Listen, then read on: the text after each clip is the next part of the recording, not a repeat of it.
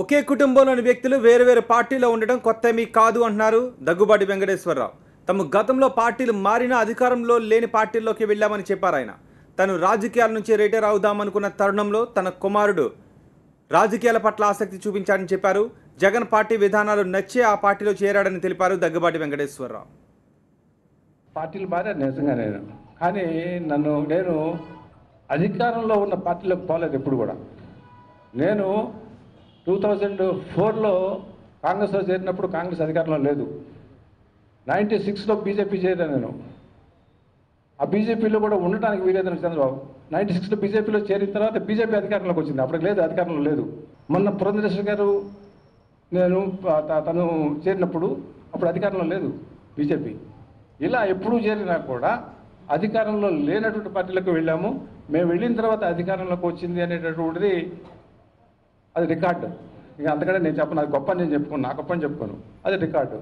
ఇప్పుడు ఎవరి యొక్క అభిప్రాయాలు వాళ్ళకి ఉంటవి అనేటటువంటి కుటుంబంలో ఒక పార్టీలో ఒకళ్ళు ఉండకూడదు అనేటటువంటి నిబంధనలు ఏమి లేదు. అయితే ఈ సందర్భంలో కొంచెం ఇబ్బందికరమైనటువంటిది. పురంధరేశ్వరి గారు అవసరమైతే నేను చేసేసి అబ్బాయి ఇట్లా అభిప్రాయంతో ఉన్నారు కాబట్టి మేము ఇంటి దగ్గర ఉండటానికి ఏమి అభ్యంతరం లేదని చెప్పి నిర్ణయం తీసుకున్న తర్వాత అది బీజేపీ కానీ లేకపోతే వైఎస్ఆర్సీపీ కానీ మేము ఆవిడని గౌరవంగా చూస్తున్నాము. ప్రజా జీవితంలోంచి చేయించొద్దు అనేటటువంటిది వాళ్ళు చెప్పినటువంటి నేపథ్యంలోనే ఇది జరిగింది అనేటటువంటిది నేను ఇంతకుముందు చెప్పాను, మళ్ళీ ఇప్పుడు చెప్తా ఉన్నాను. చంద్రబాబు గారు తెలుగుదేశం పార్టీ పెట్టినప్పుడు ఎక్కడున్నారు? మాంగారు ఒక పార్టీ, అల్లుడు గారు ఒక పార్టీ, అవునా? కాదు విషయం చెప్తారా? ఆయన ఏం చెప్పాడు?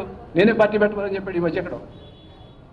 మళ్ళీ ఆయన నేనే పార్టీ పెట్టమన్నానని చెప్పి ఆయన ఆ పార్టీలో ఉండి రామారావు గారిని పార్టీ పెట్టమని రేపటి మళ్ళీ ఆ పార్టీ చేతిలో ఓడిపోయి మళ్ళీ వెంటనే వచ్చి ఇవన్నీ రాజకీయాల్లో జరిగినటువంటి విషయాలు.